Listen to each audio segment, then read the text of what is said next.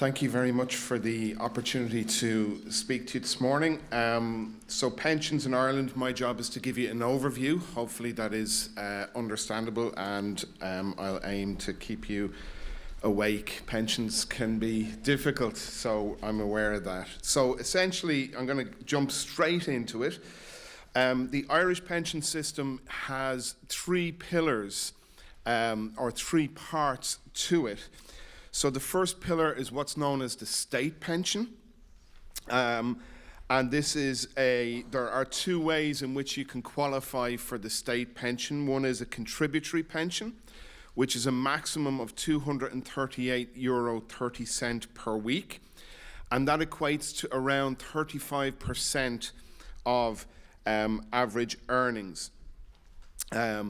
Now, there is a non-statutory political commitment to maintain the state pension, the contributory pension, at this level. If you can figure out what that means, let me know. But it's certainly it's there in the intent. So you get contributory pension essentially by paying PRSI contributions. So if through your lifetime you pay sufficient contributions, you will get your contributory pension when you retire.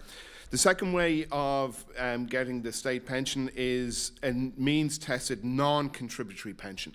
So this is for people who maybe don't have a full contributory profile, maybe they've been in and out of the workforce, and essentially the maximum pension available through the non-contributory pension is €227 per week. I should say with the contributory pension, that's also a maximum of €238.30.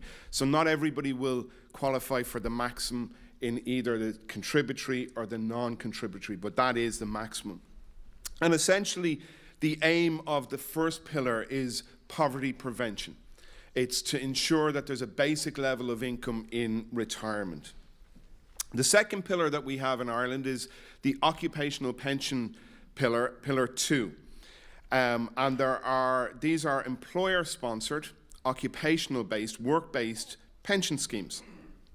They are defined benefit or defined contribution schemes. A defined benefit scheme is essentially one where the benefits are defined, and normally you would hear it as somebody getting a final salary pension of 50% of their salary. So if you've got 40 years service, you will get half of your pension in retirement if there is a funded scheme there and if the fund is sufficient. They would have been known in the 80s and 90s as guaranteed pensions, but unfortunately over the last 10 years, due to funding issues, certainly some people have seen reductions in their pensions or in their pension entitlements. So it is dependent on the fund that's in place. The other type of employer scheme is a defined contribution scheme. So this is one that's very simply the contribution is defined. So what the employer will put in, plus what the employee will put in, plus whatever tax relief there is from the government, plus investment growth over the lifetime of the pension will give you a pot of money on which you can secure your retirement. It's important to say that in Pillar 2, it is a voluntary pillar. There's no obligation on an employer to offer a pension scheme. The law would require, at a minimum, employers would give a PRSA, give access to a PRSA, which I'll talk in a minute, but they are essentially, this is a voluntary pillar. So there's no obligation on an employer to offer an occupational pension scheme in this country. The Pillar 2 operate mainly on a funded basis in the private sector. So there's a fund that is developed, there's a fund that is put under management, and what is known as a pay-as-you-go basis in the public service. So public sector pensions are unfunded. There are payments being made by employers and employees, but they don't go towards a fund to pre-fund the liabilities. The third pillar is known as the personal pension pillar, and this would include personal pension vehicles. So very often in the third pillar you would have self-employed people, you would have business owners, you would have also people who have taken out personal retirement accounts, contract-based pension savings, and retirement annuity contracts. Additional voluntary contributions, so if you had a Pillar 2 pension and you wanted to provide some more, would fall into that third pillar. To give you a sense of the size, the asset level, there's about between 100 and 110 billion euro of savings in our pension system. But the occupational system is not mature. The majority of people in the state will rely on the state pension in retirement. So the majority of people will rely on €238.30 a week. And there is clearly, given that we are living longer and we're healthier, there's a question as to whether people are saving enough. To talk about pension coverage, public sector is more or less 100%. Essentially, it's a compulsory system, because if you're a public servant, you are, part of your terms and conditions are you are a member of that pension scheme. In the private sector, around 40% have some form of private pension coverage. That has fallen over the last 10 to 15 years. Clearly, the recession where people didn't have to make pension contributions, they didn't. And it is very low, despite the incentives that are given through tax relief to save for your future. It is low, and it is an issue of concern, certainly for us in the Pensions Authority. So then to maybe just delve into that second pillar and just sketch out the environment, there are around 677 defined benefit schemes with just over 110,000 members, and they are funded defined benefit pension schemes. That's certainly down, and we'll see trends later on that it's been falling over the last 10 or 15 years, and I'll talk to you a little bit about why that is. And there's around 101 schemes, defined benefit schemes in the public sector, with 360,000 public service members. Since 2013 in the public service, there's one model scheme for all new entrants to the public service, so certainly the number of schemes won't grow. On the defined contribution side, there are 67,703 active schemes with just under 300,000 members. So defined contribution is becoming more prevalent. It's increasing in popularity. One of the drawbacks here is the risk is much more on the employee and the scheme member. Scheme member in the defined contribution is the one who has to make investment choices, who has to make decisions like that. Yes, there are trustees in place, but essentially if you are hoping for a certain level of retirement income, if your income falls in a defined contribution plan, there is no backstop there at all. Personal retirement savings accounts, these were introduced in 2003. They're a portable contract-based pension, and there are just over 250,000 of these contracts taken up since 2003, asset values of just over 5.5 billion. So it's around kind of 4% of pension assets are found in these PRSAs. There are other personal pension plans, and there's around 200,000 of those. So that's just to give you an overview of what the distribution of schemes in Pillar 2 and 3 are. To talk a little bit about briefly about the coverage trends. If you look at defined contribution, you can see if you go back to 2012, there's been growth in the number of schemes and in the number of active members. And if you then look at the middle column, which is defined benefit in the private sector, you can very, very clearly see since 2012 there is a trend in which the number of defined benefit schemes are falling and the number of active members are falling quite dramatically. There's a number of reasons for this. The cost of defined benefit schemes are increasing. With the good news that we're living longer, there's, I suppose, if you're guaranteeing somebody a pension, they're drawing down that pension income for longer, so that means the funding levels need to go up.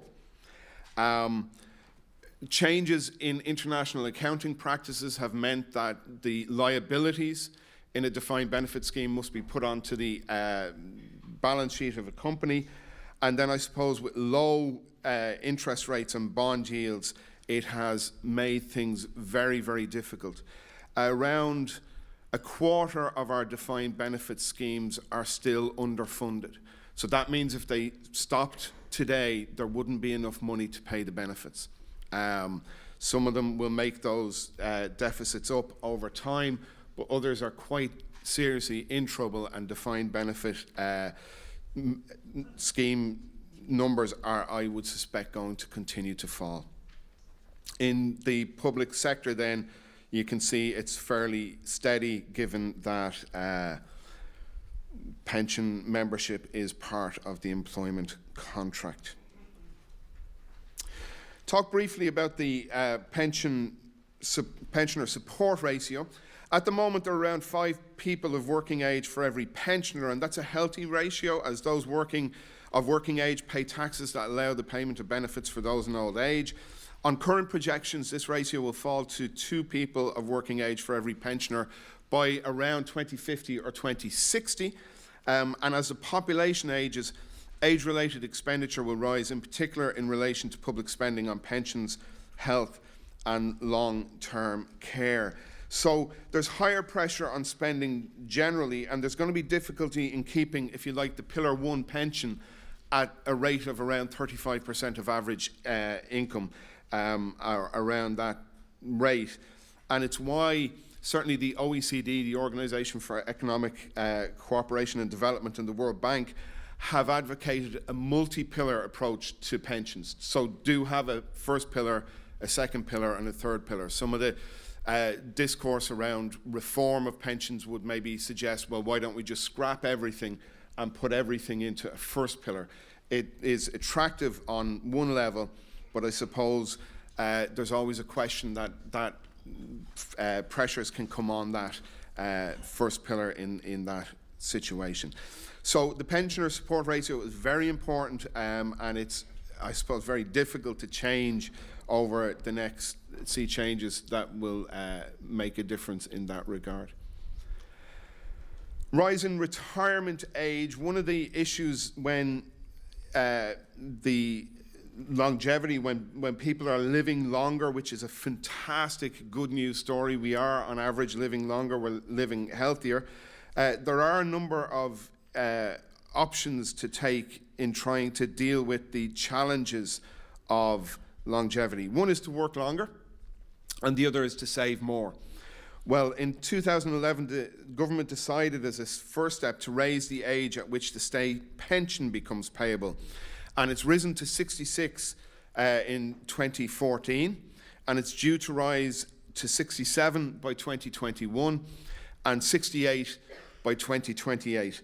We're a little ahead of our European counterparts in seeing that rise happen. Some of them are catching up on us, and some may actually overtake us. And there is obviously a question as to whether between now and 2028 that will need to rise again, clearly a government matter. Why this is important is in Ireland we've no real retirement age in a work base in the workplace. So an awful lot of contracts are tied to the receipt of the state pension.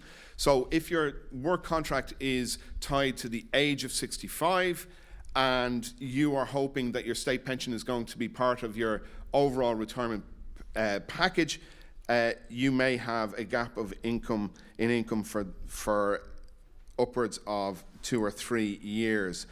So clearly there's a big decision to be made there in terms of whether people should have a right to stay on in work or employers have a right not to, and that's something that is certainly being discussed at the moment. But it is important to note that this is going to cause increasing issues for people over the coming years.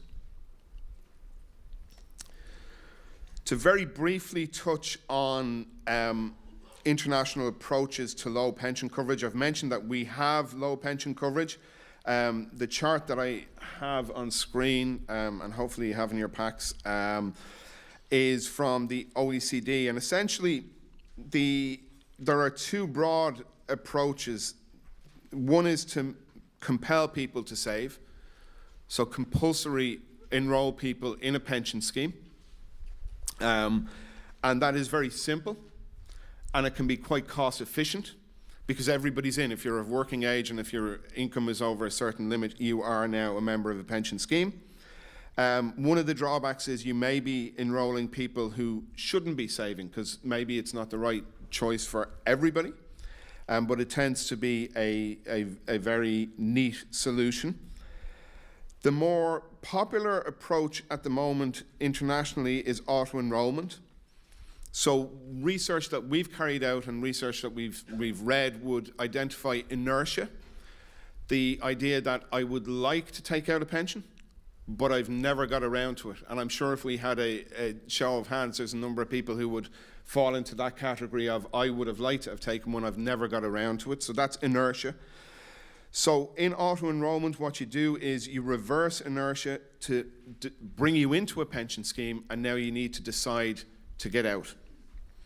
The problem with auto-enrollment schemes is while they will increase coverage, because they're trying to keep you in, the contribution rates tend to be low to start with. So while coverage is increased, there's another issue of adequacy. It's good to have people saving, but clearly you need to save at a particular rate. If that rate is too high, then I'm almost incentivized to opt out. So there's a balancing act that needs to be done.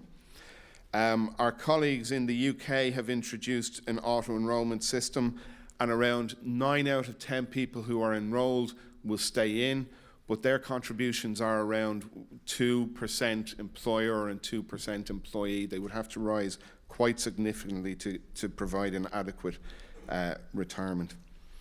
Very briefly, I'm conscious of time, very briefly, I just want to say a couple of things about the future of pensions. We in the Pensions Authority believe our pension system is too complicated. We think it is very hard for people to get their heads around. So there are two things happening. One, there's an EU directive that's coming, being implemented by January 2019, and it's going to place a higher standard on trustees. We've over half of the pension schemes in Europe, and post-Brexit, we will have 90% of the pension schemes in Europe. It's just on the basis our schemes are set up under trust. Our view in the authority is we would like, instead of having 160,000 pension schemes, we'd like 150 DC schemes that would allow us to supervise them properly. But more importantly, it would also make plans more cost efficient and effective in their outcomes for scheme members.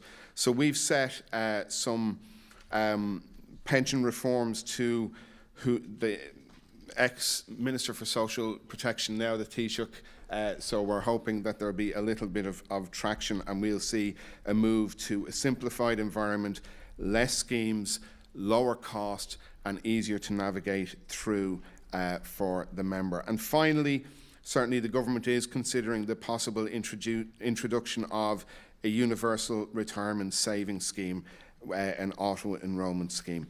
So hopefully that gives you just a quick overview of our pension system. Thank you.